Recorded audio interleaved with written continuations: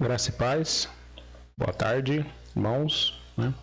Estamos aqui para mais um tempo aí de estudo bíblico de discipulado, né? E hoje nós estamos na lição de número 8, né? A lição de número 8 ela vai falar um pouco sobre como deve ser a nossa vida social.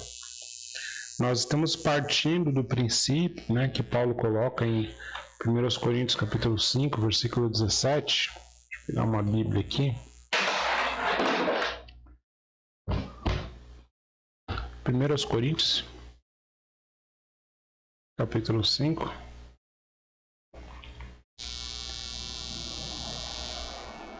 Perdoe, 2 Coríntios 5. Verso 17 diz: portanto, se alguém está em Cristo, é nova criação. As coisas antigas passaram, eis que coisas novas surgiram. Então, em Cristo nós somos novas pessoas, nós temos uma nova oportunidade, né? Então, esse é o princípio qual norteia a vida do cristão, né? Essa nova vida. Então, a nossa lição no número 8 vai dizer que, né, apesar de vivermos no mundo, não somos do mundo, né? Mas a Bíblia, várias vezes, ela vai usar essa palavra mundo justamente para ilustrar o sistema ao qual o mundo é regido, tá? Então, sempre quando falar mundo, né, você tem que avaliar se está falando do mundo na sua totalidade ou se está falando do sistema ao qual o mundo está. Aqui em João capítulo 17, versículo 14, eu vou ler. Estou em Atos. João 17, versículo de número 14.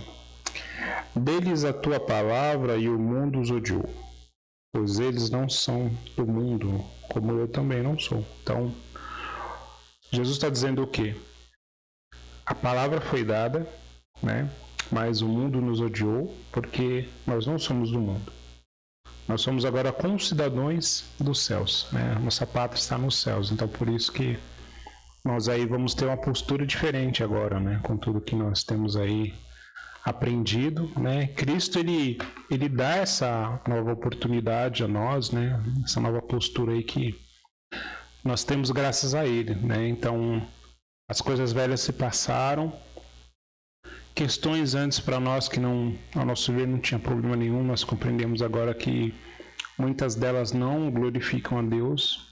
Então, o que vai realmente definir, vai mostrar para os de fora a transformação do Evangelho na sua vida é o seu testemunho, como você vive, né?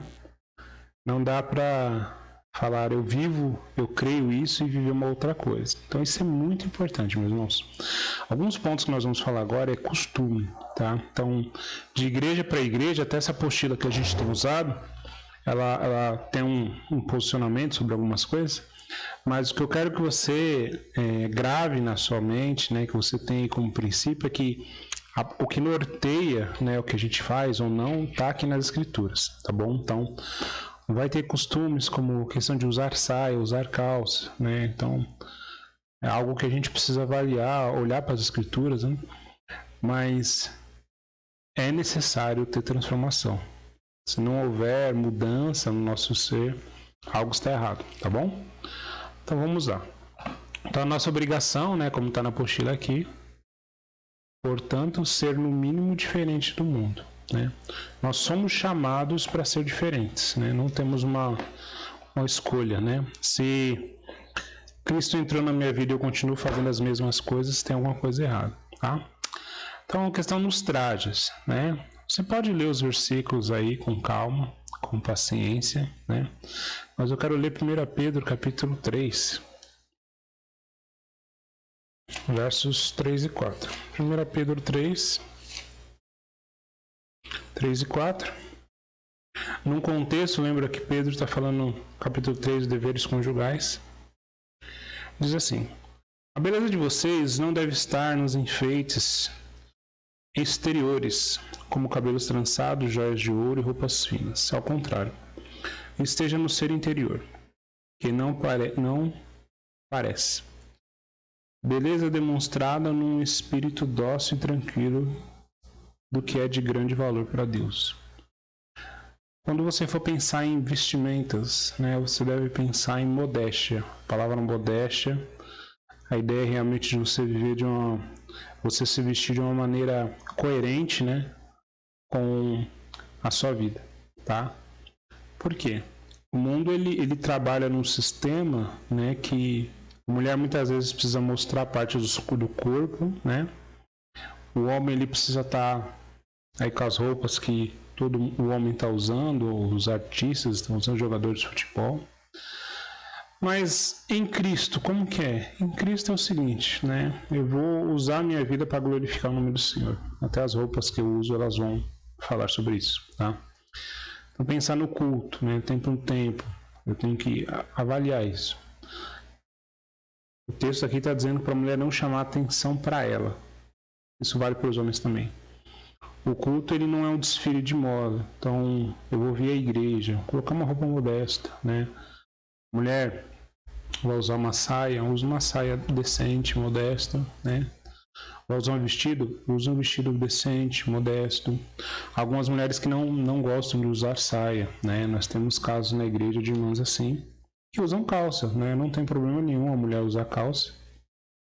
Mas nós temos prática, um exemplo, pianista, você vai apresentar um especial, tudo isso a mulher vai estar usando saia ou vestido. Mas você vir num culto, né, num culto de quinta-feira, na escola bíblica dominical, você não tem a prática, o costume de usar saia, né, use calça, mas desde que essa calça seja decente, né, porque a calça pode ser indecente, ou não pode ser decente, ao mesmo passo que a saia ou o vestido também pode ser indecente. Então, a gente precisa olhar no espelho antes de sair de casa e verificar, eu estou bem apresentado para cultuar o nome do Senhor com meus irmãos? Acho que essa é a pergunta que a gente deve fazer, tá bom?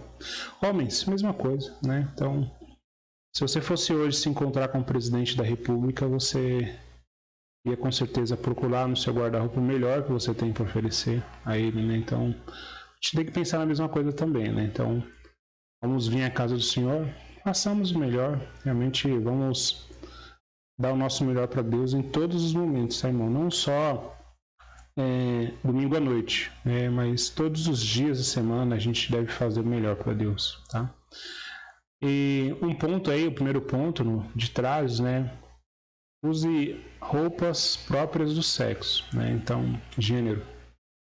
Homens devem usar roupas de homens, mulheres devem usar roupas de mulheres. Pastor, mas claro, né? Isso é óbvio. Não é. A gente conhece o carnaval. No carnaval ele é conhecido por homens usarem roupas femininas e mulheres usarem roupas masculinas. Então a gente deve tomar muito cuidado com isso, tá bom?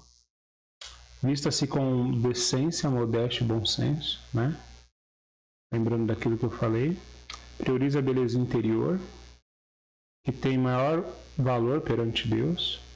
E não fica ansioso quanto ao vestiário, né? Então, ora ao Senhor realmente e peço para Ele te ajudar com isso, né? Você pode procurar a ajuda de algum irmão ou irmã da igreja que seja um pouco mais experiente na vida cristã, mas lembrando, irmãos, que isso é costume, tá? Não é...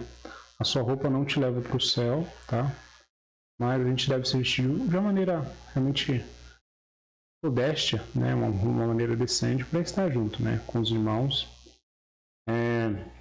Um exemplo rápido, né? Um exemplo... Uma moça, ela tá com uma saia muito curta, né?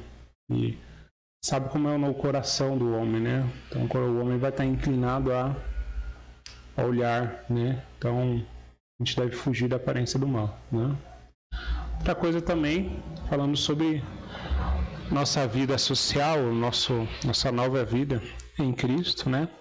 Música, né? A música sempre é um parâmetro, um tabu, né? Você vai achar igrejas que são um pouco mais para frente na música, igrejas que são um pouco mais conservadoras, tá? Eu creio no bom senso, tem que existir um bom senso, tem uns textos aqui, você pode ler depois, mas eu quero mais conversar com você. Se tiver dúvida sobre isso, você pode me mandar, perguntar, tá bom? Mas entendendo, né, o ponto de princípio, o prisma que nós temos é que a nossa vida, ela é do Senhor. Nossa vida deve adorar o Senhor. O Senhor Jesus Cristo procura adoradores que o adorem em espírito e verdade. Está lá em João capítulo 4, 19 em diante. Então, Até a música que eu ouço, ela vai falar um pouco de quem eu sou, tá? Então, a música ela tem um poder muito grande sobre as nossas vidas, então eu preciso avaliar. A música que eu estou ouvindo, ela fala sobre valores do reino? Ela fala sobre Deus? Ela fala sobre a atuação de Deus?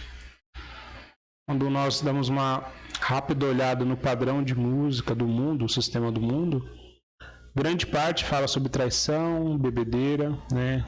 Questões não concernentes com a nossa nova vida em Cristo. Então a gente precisa avaliar isso, né? A gente não deve amar o mundo, né? Porque o mundo é corrompido. 1 João, capítulo 5, capítulo 2, 15. Não ameis o mundo, nem que é o do mundo, né? Então aquele que se torna amigo do mundo torna-se inimigo de Deus. Então a gente precisa avaliar que tipo de música que eu vou ouvir, tá bom? Hinos, né? Nós ouvimos hinos na igreja, nós tocamos, cantamos hinos, tá?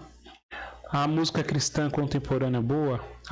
Pouca, mas é. Então, você precisa de indicações, né? Você fala, pastor, eu gostaria de ouvir hinos, né? Gostaria de ouvir um bom conjunto musical hoje, né? Então, te passo algumas indicações. Mas também a questão da música, ela cai no gosto, infelizmente. Então, a gente precisa avaliar muito bem aquilo que a gente vai ouvir, tá bom? Também no Salmo 40, versos de 1 a 3, fala que o Senhor colocou um novo cântico na sua boca, né? Então, a gente não deve mais olhar para a música como nós olhávamos antes, né? Então, apenas como entretenimento. A música na igreja ela é usada como um veículo, né, de adoração, preparando o coração daquele que ouve a música para o momento da palavra, que é o momento mais importante do culto. Então, a música ela deve levar as pessoas a enxergar e reconhecer quem é Deus em nós, né? Então, as músicas devem falar sobre valores do reino, tá bom? Outra coisa também, a música ela deve levar as pessoas a ter mais reverência de Deus, né? E as músicas elas devem nos também deve levar as pessoas a confiar em Deus, né? Falando sobre os grandes feitos que Deus fez, tá bom? Pulando aqui para ambientes, né? Salmo 1, né? Bem-aventurado aquele que não anda segundo o conselho dos ímpios, né? Não se assenta na roda dos escarnecedores. Algo importante aqui, meus irmãos. Se eu frequento ambientes que me tendem a fazer pecar, né? Eu devo me afastar desses ambientes, né? Aqui você pode se enquadrar num momento difícil, né? Num paradigma, né? Mas é melhor, né? Quando você lembra de José, o homem de Deus, no momento que ele foi realmente aí encurralado, né, pela esposa de Potifar, ele foge, ele tem a atitude correta. Você pode falar, não, pastor, eu aguento. Não, a gente não aguenta. Nós somos inclinados para isso. Então, nós devemos realmente fugir de tal situação. Então, um ambiente que promova o pecado, um ambiente que permita o pecado, um ambiente que dê chance ao pecado, foge disso, tá bom? Mais vale aí você ser chamado de quadrado, de crentinho, do que você não está aí com a sua vida alinhada com Deus. Então, leia os textos, tendo dúvida, você me pergunta. Outro ponto, no trabalho, né? Os dois últimos pontos aí. É muito comum hoje, né? O chefe saiu, os funcionários relaxam. Você, como cristão, você deve ser o melhor profissional. Então você deve servir ao seu chefe como você serve a Deus. Então você deve ser o melhor nisso, na ausência dele e na presença dele. Então você não deve enrolar, você deve ser honesto em tudo, né? A honestidade já me custou um emprego, né? Eu tive que pedir a demissão porque o local que eu trabalhava, eles não eram honestos, né? Então eu preferi não ter um emprego do que fazer o errado, né? Então é uma decisão que nós tomamos. Trabalhe como se estivesse trabalhando para Deus, né? O texto de Colossenses vai dizer isso, né? Tudo que faça como se estivesse fazendo ao Senhor. E lembre-se que nós somos luzes. A palavra de Deus diz que você não acende uma lâmpada, uma luminária e coloca debaixo do alqueire. Você, quando acaba a energia na sua casa, você coloca a lâmpada, a lanterna ou a vela no local de destaque, e logo aquele ambiente é iluminado, né? Então, essa é a ideia. No lugar que você está, essa nova vida em Cristo ela vai ser evidenciada pela forma que você vive. E assim as pessoas vão dizer, nossa, você é diferente. Eu preciso dessa paz que você tem. Eu preciso conseguir fazer as coisas da maneira que você faz. É uma porta para abrir para falar do Evangelho.